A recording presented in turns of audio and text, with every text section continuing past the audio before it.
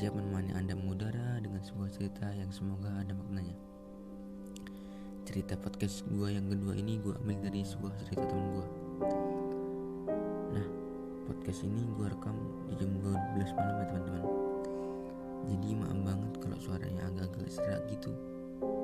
Ya karena jujur gue lagi gak enak badan sih.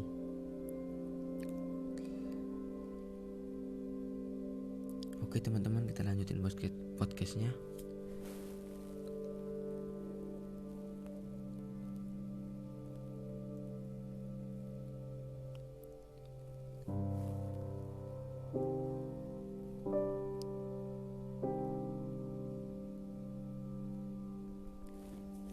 Teman gue ini anak broken home. Emang sih menurut gue jadi korban broken home itu gak enak banget. Apalagi harus berperang dengan sebuah keadaan yang gimana keadaan itu belum pantas untuk kita dapatkan.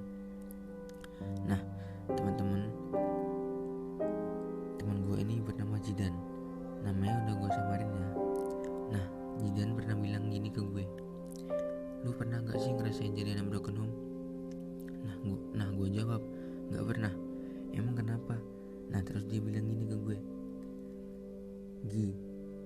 gue udah gak kuat sebenarnya sama situasi yang seperti ini, yang dimana keadaan yang seharusnya gue dapetin ketika gue dewasa harus gue dapetin sekarang.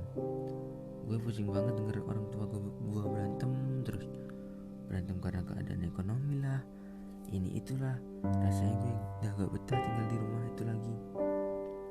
Nah pas gue genap umur 13 tahun, orang tua gue pisah dan gue dititipin sama kakek gue.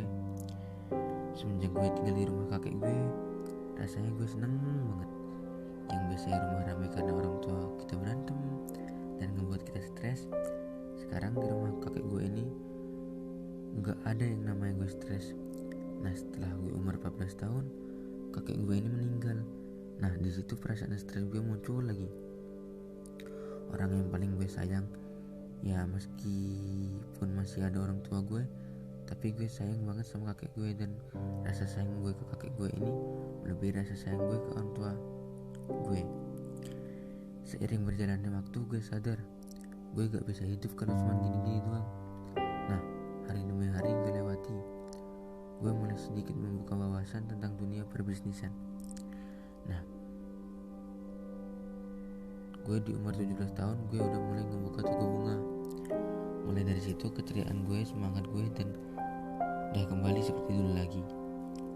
Ya meskipun gak seindah dulu sih. Dulu yang kalau nangis disembuhin orang tua, sekarang nangis harus disembuhin sendiri. Ya emang sih setiap pertemuan pasti ada yang namanya perpisahan. Buat teman-teman yang anak broken home, lu semua gue akui hebat. Gue sendiri aja gak sehebat anak broken home. Anak broken home yang bisa menahan nangis, menahan sedih, dan harus senyum-senyum meskipun hatinya sedang rapuh. Gue di sini jadi sadar kalau orang tua itu penting banget bagi kehidupan kita. Intinya pesan dari gue, semangat buat anak broken home dimanapun kalian berada. Nah buat teman-teman yang ingin berbagi cerita bisa DM IG atau TikTok aku ya. Maaf ya teman-teman kalau membaca podcastnya agak-agak macet-macet gitu, soalnya suara aku serak banget. Terima kasih buat teman-teman yang udah ngedengerin podcast gue dari awal sampai akhir. Gue ucapin terima kasih. Gue Egy Ivanda pamit undur diri. Next ke podcast selanjutnya.